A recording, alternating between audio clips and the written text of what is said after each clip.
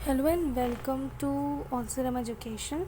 तो आज हम पढ़ेंगे BEVA 181 की चैप्टर 1 को आज हम पढ़ेंगे। ठीक है, ये चैप्टर है an introduction to environment and environmental studies. ठीक है, ये ब्लॉक 1 का चैप्टर 1 हम आज पढ़ेंगे। ये इंग्लिश मीडियम के लिए है, but if you are a student of Hindi medium, अगर आप हिंदी मीडियम में हो, अगर आपकी बुक हिंदी के अंदर है तो आप भी ये वीडियो देख सकते हो, क्योंकि मैं आपको इसे हिंदी में ही समझाने वाली हूँ। तो दोनों बुक सेम होती है, सिर्फ डिफरेंस ये होता है कि इसमें इंग्लिश में लिखा है और यही बातें उसमें हिंदी में लिखी होंगी।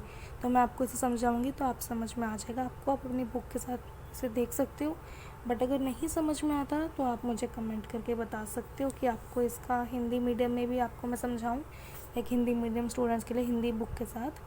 ठीक है, तो वो आप मुझे कमेंट कर सकते हो। जितने ज़्यादा कमेंट्स होंगे इसको लेके तो मैं उतनी जल्दी आपको वीडियो बना के अपलोड कर दूँगी चैनल पे, ताकि आपको अच्छे से पढ़ाई आपकी हो जाए। एंड आप मेक श्योर इसको एंड तक देखो, क्योंकि ये बहुत इम्पोर्टेंट है। ये बुक भी पूरी कंपलसरी होता है ये सब्जेक्ट। और आप जिसको इसको वैसे लोग कहते हैं कि इसका पेपर इजी आता है, MCQ टाइप क्वेश्चंस आते हैं, बट ऐसा नहीं है। एक्चुअली में देखा जाए तो इसका ही टफ़ होता है, क्योंकि इसमें सीधा मार्किंग होती है जब पेपर चेक करते हैं। अभी जैसे और क्वेश्चन पेपर्स हैं, ठीक है, हम और क्वेश्चन पेपर देखेंगे तो उसमें आप देखोगे कि आप कुछ भी बना के लिख सकते हो। क्वेश्चन आंसर्स आते हैं, आप उस स्टोरी से रिलेटेड कुछ भी थोड़ा बहुत बना के लिखोगे तो आपको नंबर मिल जाएंगे कि स्टूडेंट कुछ लिख के आया है इस बेसिस पे। लेकिन इसमें ऐसा नहीं होता। इसमें आपको सीधा एक क्वेश्चन देंगे एंड 4 ऑप्शन दे देंगे, बताओ, आपको बताना होगा कि इन चारों में से कौन सा सही है। और सीधा फिर जब वो पेपर चेक करेंगे वो देखेंगे कि बच्चे ने तो B मार्क करा है और सही तो A था, तो सीधा कैंसिल, उसका नंबर गया। ठीक है, तो ये इसलिए ये काफ़ी इंपॉर्टेंट होता है। इसके लिए आपको सबसे ज़रूरी है कि आपको इसके सारे चैप्टर आते हो, सारे चैप्टर आपको इसका अच्छे से आपको समझ में आते हो, ताकि आपको कोई भी क्वेश्चन किसी भी चैप्टर में से पूछे तो आपको आसानी से आ जाए। ठीक है, अभी हम बुक से पढ़ लेते हैं, बट इफ़ यू वांट कि आपको मैं गाइड से पढ़ाऊँ तो आप मुझे वो भी बता सकते हो। और मुझे ऐसा लगता है कि आपको भी गाइड से पढ़ना चाहिए, बुक से ज़्यादा समझ में नहीं आता है। अभी तो मैं आपको समझा दूँगी, लेकिन अगर आपको खुद पढ़ना है और पेपर के टाइम पे पढ़ना होता है तो इसकी गाइड बेस्ट रहती है। गाइड में आपको सारे इंपॉर्टेंट क्वेश्चन आंसर्स दे दिए जाते हैं। तो कौन सी गाइड आपको ख़रीदनी है वो बहुत इंपॉर्टेंट है, क्योंकि मार्केट में बहुत फेक गाइड्स आती हैं। इसलिए मैंने आपको इसकी जो बेस्ट गाइड रहेगी उसके मैंने आपको डिस्क्रिप्शन में लिंक दे रखे हैं, आप वहाँ से जाके देख सकते हो। ठीक है, डिस्क्रिप्शन में आपको लिंक मैंने दे रखा है गाइड का, आप वहाँ से देख सकते हो।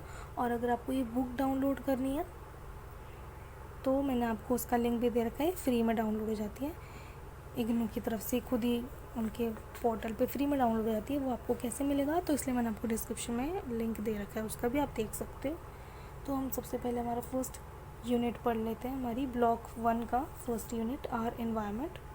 ठीक है, हम आज फर्स्ट यूनिट पढ़ेंगे। देखते हैं अगर इसमें हम इसको पूरा अच्छे से डिटेल से पढ़ेंगे, पूरी वीडियो में कंप्लीट करने की कोशिश करेंगे। अगर नहीं हो पाई तो देखेंगे, नेक्स्ट बनाएंगे इसका पार्ट, बट अभी हम इसे पढ़ते हैं। तो मेक श्योर वीडियो को एंड तक देखो, तभी अच्छे से समझ में आएगा। तो ये हमारा स्ट्रक्चर है, क्या क्या होने वाला है। इंट्रोडक्शन क्या है इसमें कि earth is the only planet known for supporting life. Earth, आपने पढ़ा होगा बचपन में भी कि अर्थ ऐसा, अभी तक रिसर्च से यही पता चला कि पूरे हमारे सोलर सिस्टम में अर्थ ही ऐसी है जिस पे लाइफ एग्जिस्ट करती है, कि जान होती है, कोई रह सकता है। ठीक है, और इसमें sun is the only source of energy which enables continuous interaction among various life forms. Sun हमारी ओनली सोर्स ऑफ एनर्जी है अर्थ का। हम, आप जानते हो सन से हमें कितनी एनर्जी मिलती है, और ये हमारा ओनली सोर्स ऑफ एनर्जी है, और बिगेस्ट सोर्स ऑफ एनर्जी भी सन ही है। ठीक है, अगर आपका ऐसा कोई क्वेश्चन आता है कि what is the biggest source of energy, तो आपको सन के ऊपर टिक करना है। ठीक है, आपको वहाँ पे ऑप्शन दिया होगा। अगर हम हिंदी में बोले तो आपको पूछ सकते हैं कि ऊर्जा का सबसे बड़ा स्रोत क्या है पृथ्वी के लिए, धरती के लिए, या इन्वायरमेंट के लिए, हमारे नेचर के लिए, तो आप सन के ऊपर लिखोगे सूर्य। ठीक है, और आप देखोगे इनेबल कंटिन्यूस इंट्रैक्शन में वेरियस लाइफ फॉर्म्स, कि हर लाइफ फॉर्म के लिए सन का एक वेरियस कंट्रैक्ट वो होता है इंट्रैक्शन। जैसे आप देखोगे प्लांट्स के लिए सन अलग काम करता है, प्लांट्स के लिए सन को ग्रोथ मिलती है, सनलाइट से प्लांट्स ग्रो होते हैं। ह्यूमंस के लिए आप देखोगे जो न्यूबॉर्न बेबीज़ होते हैं उनको सनलाइट में थोड़ा दिखाया जाता है, उनके मदर्स ग्रैंड पेरेंट्स उनके कहते हैं कि बच्चों को सनलाइट में लाओ, थोड़ा उन्हें अच्छे से डेवलपमेंट मिलेगी। तो सन काफ़ी हमारे लिए इम्पोर्टेंट होता है हर चीज़ के लिए, लाइक हर हर वेरियस लाइफ फॉर्म्स के लिए वो अलग तरीके से काम करते हैं। ठीक है, ये हमारा इंट्रोडक्शन था। ये हमें इतना, अब यहाँ से चैप्टर शुरू होता है। ये लिखा है कि आपको इसको पढ़ने के बाद क्या आएगा, after completing the study of this unit you should be able to, मतलब आप इसको जब यूनिट को कंप्लीट कर लोगे तो आपको 4 पॉइंट्स आ जाएंगे। ओके, तो अब हम ये पढ़ते हैं, यहाँ से हमारा चैप्टर शुरू होता है। Concept of environment, like each and every living organism has a specific surrounding or medium with which it's continuously interacts। मतलब जो भी like living thing है वो अपने आसपास की उसके जो सराउंडिंग है और जो उसके आसपास की चीज़ें हैं वो उससे इंटरेक्ट करती है। ठीक है, उसी सब चीज़ों को हम नेचुरल एनवायरनमेंट कहते हैं। This surrounding is the natural environment. जो हमारे आसपास की चीज़ें होती हैं जैसे पेड़ पौधे, नदियाँ, ये सब हमारी नेचुरल एनवायरनमेंट है, हमारे सराउंडिंग है ये सब जो हमारे, और medium with which is continuously interact, ये सब चीज़ें हमसे इंटरेक्ट करती है। कि अर्थ, लाइक जब सनलाइट आती है तो आपने बचपन में भी पढ़ा होगा, ये तो सेकेंड थर्ड में ही पढ़ा देते हैं कि सनलाइट आती है, फिर आपको उससे वाटर इवेपोरेट होता है एंड देन वो जाके स्काई में क्लाउड बन जाता है, बादल बन जाता है, और उसके बाद फिर बारिश होती है ना। ठीक है, तो हम पढ़ते हैं। This surrounding is the natural environment. The word natural environment brings to the mind broad aspects of landscape such as soil, water, desert और माउंटेन्स। जब भी इसका मतलब है कि द वर्ड नेचुरल एनवायरनमेंट, जब भी आप नेचुरल एनवायरनमेंट के बारे में सोचोगे तो आपके दिमाग में ऐसे आएगा कि लैंडस्केप्स आपको दिखेंगे, सॉइल्स दिखेगी, वाटर, डेजर्ट, ये सब दिखेंगे, mountains, which can be more exactly described in the terms of physical or abiotic influence such as difference in moisture, temperature, texture of soil and air quality। ठीक है, ये हम आगे चल के भी से पढ़ेंगे। बायोटिक, एबायोटिक क्या होते हैं, जैसे कि मॉइस्चर, टेम्परेचर, अलग अलग चीज़ें होती हैं, राइट, और texture of soil, air quality, ये सब चीज़ें हम इसमें ही आगे पढ़ेंगे चैप्टर में।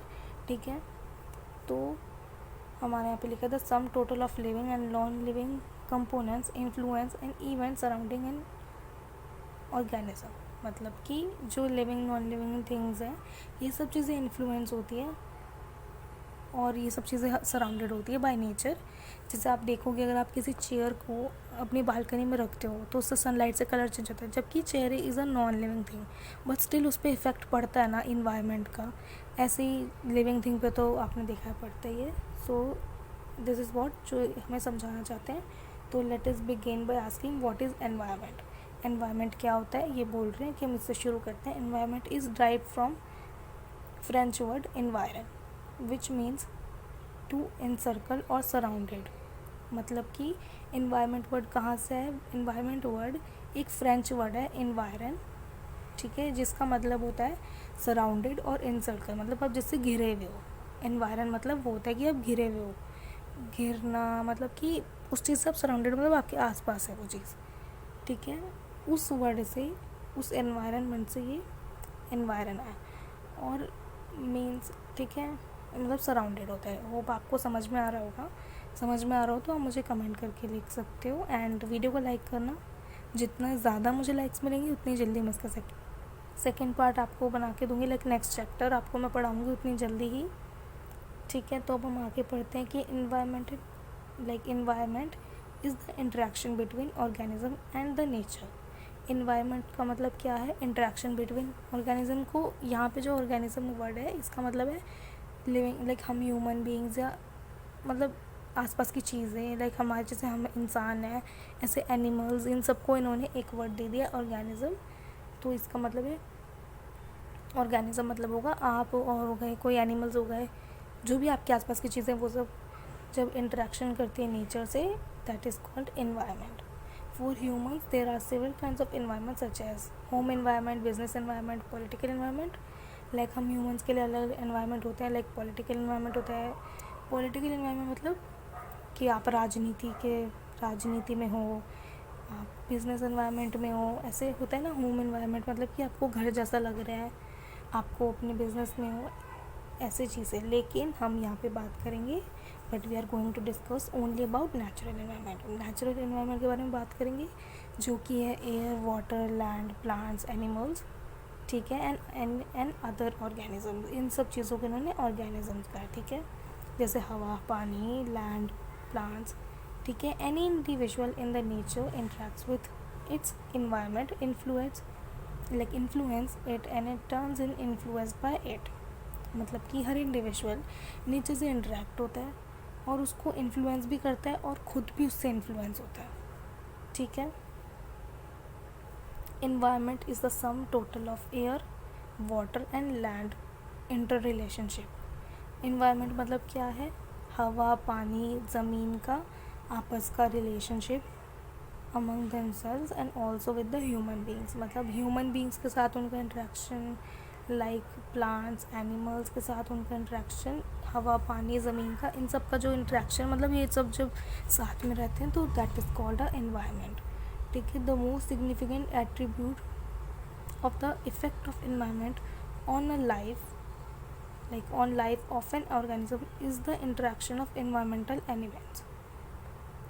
These abiotic and biotic factors are dynamic in the nature and interacts with each other in every moment of life.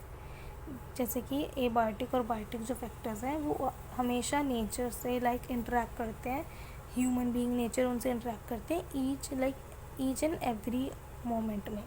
हम अभी भी इंटरेक्ट कर रहे होंगे किसी चीज़ से, जैसे भी हम इंटरेक्ट कर रहे हैं हवा से, अभी हम ब्रीदिंग ले रहे हैं तो हवा से तो इंटरेक्ट कर रहे हैं ना।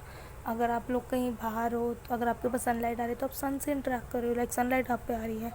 अगर आप सॉइल पे खड़े हो तो आप उससे इंटरेक्ट कर रहे हो, ठीक है। ये उस बारे में बात हो रही है, उस टाइप की चीज़, okay. So let us try to understand the concept of environment with an example. हम एक एग्जाम्पल के साथ समझते हैं concept of environment. Can you identify the environment of a carp fish in the pond. मतलब आप एक फ़िश का एनवायरनमेंट बता सकते हो, लाइक यहाँ पे इमेजेस भी होंगी। सी, यहाँ पे एक इमेज है, ठीक है। यहाँ पे आप देखो कि फिशेज़ हैं एंड डक है, वाटर लाइक बीटल्स हैं, और आपको काफ़ी चीज़ें दिखेंगी। इन सब का अपना अपना एनवायरनमेंट है। लाइक आप देखोगे तो फ़िश का एनवायरनमेंट क्या है? पानी के अंदर रहना, उसका एनवायरनमेंट वही है, वहाँ का पानी, थोड़ी जो उसे ऑक्सीजन मिलती है जब वो बाहर आती है, एंड वहाँ पे जो पेड़ पौधे हैं वो उसका एनवायरनमेंट है। उसका एनवायरनमेंट ये तो नहीं है कि बाहर आके सॉइल से इंट्रैक्शन करना, धरती पे घूमना, नहीं ना, वो पानी में रहते तो उसका एनवायरनमेंट हो गया वो।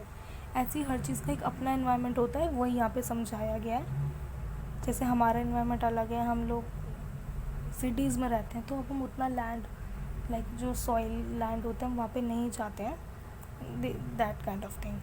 मुझे उम्मीद है आपको समझ में आ रहा होगा, ठीक है। अब हम पढ़ते हैं कंपोनेंट्स ऑफ एनवायरनमेंट। मैंने आपको बताया था एबायोटिक कंपोनेंट्स और बायोटिक कंपोनेंट्स, ये आपको याद कर लेना है, ठीक है। टेबल 1.1 है ये हमारी कंपोनेंट्स ऑफ एनवायरनमेंट, ये मस्ट है, ठीक है। इनमें से आपको पूछ सकते हैं क्वेश्चन पेपर में कि बायोटिक कंपोनेंट्स क्या है, तो वहाँ पे ऐसे मेंशन हो सकता है इसमें से कोई एक दो वर्ड, तो फिर आपको बताना होगा क्या है। तो आप इसे अच्छे से याद कर लो। अगर आप बाहर हो तो घर पे जाके इसको अच्छे से नोट डाउन कर लेना, लेकिन अगर आप घर पे ही से पढ़ रहे हो तो अभी आप इसे अपनी नोटबुक में नोट डाउन कर लो, इन दोनों पॉइंट्स को, बायोटिक कंपोनेंट्स और एबायोटिक कंपोनेंट्स। आपको ये याद होने चाहिए, ठीक है। और जो हिंदी मीडियम है वो अपनी बुक खोल के देखेंगे तो उनको सेम यहीं पे मिल जाएगा 1.3.1 पे, उनके हिंदी में लिखा होगा कंपोनेंट्स ऑफ एनवायरनमेंट को, जो वहाँ पे हिंदी में कहते हैं वो लिखा होगा, और यही टेबल होगी, तो आप इसको अच्छे से याद कर लेना, ठीक है। मैं आपको पेज नंबर इसका बता देती हूँ, पेज नंबर 9 है ये, ठीक है। हिंदी मीडियम के स्टूडेंट्स के लिए पेज नंबर आप 9 पे खोलोगे तो आपको ये मिलेगा। इसको अच्छे से आप अपनी बुक में लिख लो और याद कर लो, क्योंकि ये क्वेश्चन आ सकता है, ठीक है। तो कंपोनेंट्स आपको बता दिए। एबायोटिक कंपोनेंट्स क्या होता है? लाइट होती है, humidity and water, temperature, seasonal changes, ठीक है, टोपोग्राफी। लेकिन बायोटिक कंपोनेंट्स क्या होते हैं? प्लांट्स, एनिमल्स इंक्लूडिंग ह्यूमंस, हम भी एक बायोटिक कंपोनेंट्स हैं, ठीक है। डिकम्पोजर्स, ये सब बायोटिक कंपोनेंट्स होते हैं। टाइप्स ऑफ एनवायरनमेंट अब हम पढ़ते हैं, एक्सटर्नल एनवायरनमेंट, इंटरनल एनवायरनमेंट और नेचुरल एनवायरनमेंट। ये टाइप्स ऑफ लाइक एनवायरनमेंट है, जैसे मैं आपको फ़ोटो में दिखाती हूँ, आपको समझ में आएगा। देखो, जो नेचुरल एनवायरनमेंट होता है वो होता है ओशन, लेक, पॉन्ड्स, ये सब चीज़ें नेचुरल है, हमने नहीं बनाई। ये ओशन तो किसी ह्यूमन ने नहीं बनाना, ओशन तो भगवान ने बनाया, या इसे नेचुरल थिंग। ठीक है। ओशन, लेक, पॉन्ड्स, ये सब नेचुरल एनवायरनमेंट्स है, आपको याद। एंड ये भी मस्ट है, इसको भी लिख लो, इसका पेज नंबर 10 है, ठीक है। इसे भी आप मेंशन कर लो, जो हिंदी मीडियम के स्टूडेंट्स हैं वो पेज नंबर 10 पे जाएंगे तो उनको ये इमेजेस के साथ में जो वर्ड लिखा होगा उसको याद कर लेना आप लोग, ओके।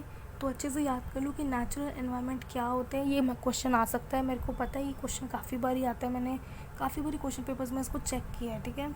मुझे अभी रिमाइंड हो रहा है कि काफ़ी बारी आते हैं, तो इसको अच्छे से पढ़ लो। नेचुरल एनवायरनमेंट वो होते हैं जो नेचुरली होते हैं, लाइक ओशन होता है, लेक, फॉरेस्ट, ग्रासलैंड, डेजर्ट, ये सब। ह्यूमन मॉडिफाइड एनवायरनमेंट क्या होते हैं, जैसे प्लांटेशन, सेंचुरीज, ऑर्चर्ड्स, पार्क, ये हमने बनाया, ह्यूमंस ने बनाया ना पार्क। पार्क अपने आप तो नहीं बन गया था, हम ह्यूमंस ने उसकी तरफ 4 वॉल करी, फिर बीच में प्लांट्स उगाए तो पार्क बना, ठीक है।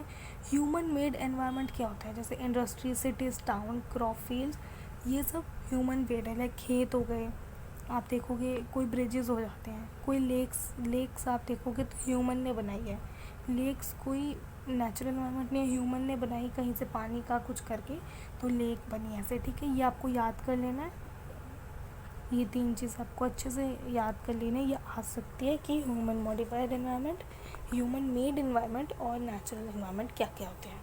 आपको इमेजेस भी दे रखे ताकि आपको अच्छे से समझ में आए। अब है significance of the environment for life, मतलब कि significance of the environment for life मतलब क्या क्या उसके सिग्निफिकेंस है, मतलब सिग्निफिकेंस को हिंदी में मैं कैसे कहूँ, मतलब मुझे समझ नहीं आ रहा। सिग्निफिकेंस मतलब उसके तरीके या फिर शायद उसके रूप, सिग्निफिकेंस मतलब ये हो सकता है शायद, मैं आपको पढ़ के बता देती हूँ, ठीक है। Whatever type of environment, हम जिस भी टाइप के एनवायरनमेंट पर रहते हैं, all need life supporting elements for their survival. हर किसी को लाइफ सपोर्टिंग एनिमल्स चाहिए, लाइक एलिमेंट्स चाहिए होते हैं अपने सर्वाइवल के लिए, जैसे कि this include air that they breathe, food and water they take in, and the shelter either as a natural like caves, tree holes और आर्टिफिशियल ड्वेलिंग लाइक हाउस। मतलब हम सबको रहने के लिए चीज़ें चाहिए होती हैं, हमें एक लाइफ सपोर्टिंग एलिमेंट्स चाहिए होते हैं लाइफ रहने के लिए, जैसे हमें हवा चाहिए सांस लेने के लिए, फूड चाहिए, पानी चाहिए हमें जो हम खाएंगे जिससे हम हेल्दी रहेंगे, हमें शेल्टर चाहिए जो कि नेचुरल भी हो सकते हैं, जैसे कि केव्स एक नेचुरल शेल्टर है, ट्री होल्स एक नेचुरल शेल्टर है, ओके। लेकिन आप देखोगे आर्टिफिशियल ड्वेलिंग भी हो सकती है, जैसे हम जिस घरों में हम रहते हैं, जैसे आप जिस घर में रहते हो वो सब एक आर्टिफिशियल ड्वेलिंग है, हमें ऐसा सब चीज़ें चाहिए होती है रहने के लिए, ठीक है। इसमें यही लिखा है environment is the only source that provides these life supporting elements, मतलब एनवायरनमेंट सिर्फ ओनली सोर्स है जो हमें ये सपोर्टिंग एलिमेंट्स देते हैं। जैसे आप देखो कि फूड और वाटर हमें एनवायरनमेंट देते हैं, वाटर हम सी से लेते हैं, फिर वो लेक में आता है, रिवर में, मतलब रिवर में आता है, उसके बाद हम उसको साफ़ करके पीते हैं। हवा हमें एनवायरनमेंट देती है, अगर हवा ही नहीं होगी तो हम कैसे रह पाएंगे। तो ये जो लिखा है यहाँ पे, environment is the only source that provide these life supporting elements, ठीक है। आपको ये लिख लेना अपनी कॉपी में, इंपॉर्टेंट टॉपिक है ये, कि एनवायरनमेंट ओनली सोर्स है, एकमात्र ऊर्जा है जो ये लाइफ सपोर्टिंग एलिमेंट्स देता है, ठीक है। We make use of the land for cultivating crops, soil provide nutrients needed for the growth of plants, मतलब हमें लैंड्स चाहिए होते हैं, हम जिस पर हम खेती करते हैं, सॉइल हमें न्यूट्रिएंट्स देती है प्लांट्स को उगने के लिए, जैसे बाद में हम खाते हैं वो सब चीज़ें, ठीक है। क्वेश्चन आ गए हमारे कि डिस्क्राइब द सिग्निफिकेंस। वैसे तो इसमें क्वेश्चन पेपर होता नहीं है, सिर्फ आपको एक क्वेश्चन दिया जाएगा, उसके 4 ऑप्शन होंगे, ठीक है। तो इसके लिए आपको चैप्टर अच्छे से समझ में आना चाहिए। तो अब हम पढ़ेंगे ह्यूमन एनवायरनमेंट रिलेशनशिप, मतलब कि इंसानों की एनवायरनमेंट के साथ कैसे रिलेशनशिप है, ठीक है। तो as we know from the previous section that all living beings are depended upon their immediate surroundings and survival, like इसमें लिखा है, जैसे हमने प्रीवियस सेक्शन में पढ़ा था अभी, कि ऑल लिविंग बींग्स जो है वो डिपेंडेड है उनके सराउंडिंग्स के ऊपर, ठीक है। There are 2 distinct situations observed if we trace the history of human civilization, मतलब कि यहाँ पे अभी 2 सिचुएशंस लाइक अभी ऑब्जर्व की जाती है, अगर हम हिस्ट्री देखें ह्यूमन सिविलाइजेशन की, तो ह्यूमन सभ्यता की, इंसानी सभ्यता की अगर हम हिस्ट्री देखेंगे ना, इतिहास देखेंगे, तो यहाँ पे 2 चीज़ें देखी जाती है। The first situation is that human being adjusted और adapted to the prevailing environment conditions, मतलब कि जो ह्यूमन बीइंग होता है, जो इंसान होता है, वो अपने आप को एडजस्ट कर लेता है और एडजस्ट कर लेता है और उस सिचुएशन को अडाप्ट कर लेता है, जो कि एनवायरमेंटल की लाइक कंडीशन होती है, जो कि नेचर की कंडीशंस होती है, हम उसे उसमें अपने आप को एडजस्ट कर लेते हैं और उसको अडाप्ट कर लेते हैं। जैसे कि नदी की क्या कंडीशन है कि उसको बहना है, तो हमने अपने आप को उसमें एडजस्ट करा, हमने उसके आसपास घर बनाया। ऐसा नहीं हमने नदी को बहने से रोक दिया और उसके ऊपर घर बना लिया, नहीं, हमने अपने आप को उधर एडजस्ट करा, उस चीज़ को अडाप्ट करा, उस चीज़ को समझा और हमने वैसे रहा। ठीक है, ये हमारी वो सिचुएशन है। Those who could not adapt or adjust similar situations can be observed amongst plants and animals। ठीक है, मतलब जो इसको अडेप्ट नहीं करते, एडजस्ट नहीं करते, similar situations can be observed amongst plants and animals. उनको लाइक पर्सीड होता है, यानी पर्सीड मतलब उनको नहीं रहा जाता, फिर उनको सज़ा मिलती है या वो इस चीज़ में नहीं रह सकते, दिस काइंड ऑफ थिंग। ठीक है, और similar situation can be observed, plants और एनिमल्स भी ऐसे ही करते हैं, वो भी अपने आप को नेचर के हिसाब से एडजस्ट और अडाप्ट करते हैं। जैसे आप देखोगे कोई पेड़ उग रहा होगा तो वो नेचर को अपने आप को एडजस्ट करके ही उगता है, ऐसा नहीं कि वो फैल जाएगा। उसको पता है यहाँ पे माउंटेन है, अगर कोई माउंटेन के साथ में ट्री उग रही है तो वो अपने आप को एडजस्ट करके लेफ्ट हैंड साइड पे, अगर राइट साइड पे माउंटेन है तो थोड़ा टेढ़ा होके उगेगी, अपने आप को एडजस्ट करेगी।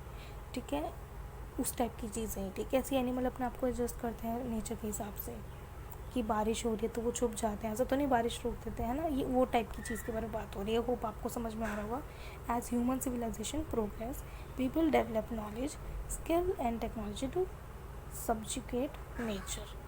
जैसे कि ह्यूमन सिविलाइजेशन की प्रोग्रेस हुई, जैसे जैसे हमें लाइक हमारी ये बढ़ी हमारी सभ्यता, इंसानों की सभ्यता, जब मानव की जब सभ्यता बढ़ी तो लोगों ने नॉलेज डेवलप करी, उन्हें स्किल्स आई, उन्होंने टेक्नोलॉजी का यूज़ किया, जो कि नेचर के लिए लाइक नेचर को और ज़्यादा अच्छे से वो कर सके।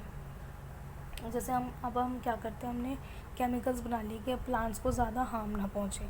आप देखोगे काफ़ी सारी जगह पे कि यार कि मतलब अगर कोई वेजिटेबल उग रही है तो आप उस पर कोई केमिकल डाल दो, कोई बायोटिक डाल दो, कुछ डाल दो, इतनी एड्स आते हैं, ऐसी चीज़ें आप देखोगे, ये हमने ह्यूमंस ने बनाई है। This happen faster after renaissance and industrial revolution के बाद ये चीज़ और ज़्यादा होने लग गई फास्टर।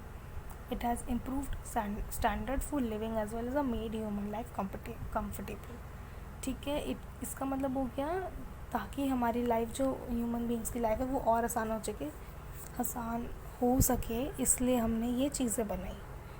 ठीक है, ये पूरा चैप्टर में वही लिखा है, आपको समझ लाइक मैं आपको बता दूँ, यहाँ पे लिखा है determinism. This concept was developed by German geographer Friedrich Ratzel. ठीक है, which was further expanded by Ellsworth Huntington. इसका मतलब है कि जो डिटर्मिनिज्म है, ये कॉन्सेप्ट जर्मन के जियोग्राफर लाए थे, जिसका मतलब था like this approach is based on the concept of nature controls human और अर्थ मेड ह्यूमन, जिसका कॉन्सेप्ट था कि नेचर ह्यूमंस को कंट्रोल करती है और अर्थ ने ह्यूमंस को बनाया। ठीक है ना कि आप ह्यूमंस लाइक ना कि हमने नेचर, हमारी वजह से नेचर नहीं, नेचर की वजह से हमें, ये कॉन्सेप्ट था उस जर्मन जियोग्राफर का, डिटर्मिनिज्म। ठीक है, पॉसिबिलिज्म क्या होता है, this term was coined by the French historian. ये भी एक फ्रेंच हिस्टोरियन ने बनाया, उन्होंने की लाइक ये उन्होंने इस चीज़ को लाए थे, इन चीज़ को डेवलप कराए कि possibilism approach in the study of human environment relationship is an of shoot of the criticism of environment determinism. That means कि उन्होंने बनाया, फ्रेंच हिस्टोरियन ने बताया है कि जो भी पॉसिबिलिज्म है, इसका मतलब आप ह्यूमन एनवायरनमेंट के रिलेशनशिप के बारे में है, और इस तरह से ये भी है कि ह्यूमंस ने कैसे एनवायरनमेंट को ठेस पहुंचाई, कितना वो एनवायरनमेंट को क्रिटिसाइज़ करते हैं उस बारे में।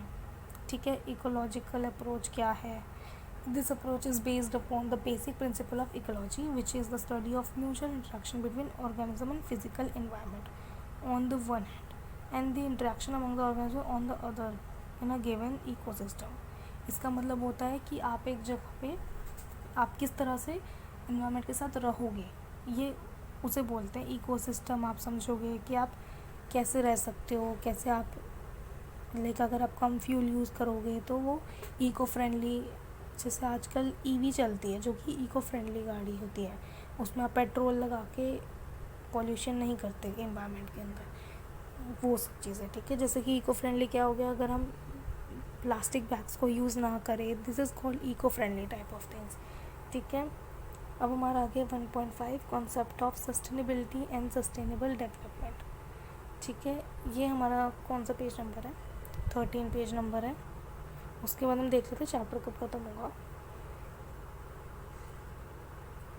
चैप्टर हमारा ख़त्म होगा 20 पेज नंबर पे आई थिंक।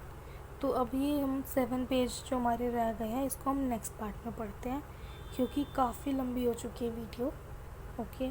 तो आप लोगों को भी एक बारी में इतना समझ में नहीं आएगा, तो इसलिए मैंने फर्स्ट पार्ट बनाया। जितने आप इस पर मुझे लाइक्स दोगे इस पार्ट पे, उतना ही जल्दी मैं इसका सेकंड पार्ट भी अपलोड कर दूँगी।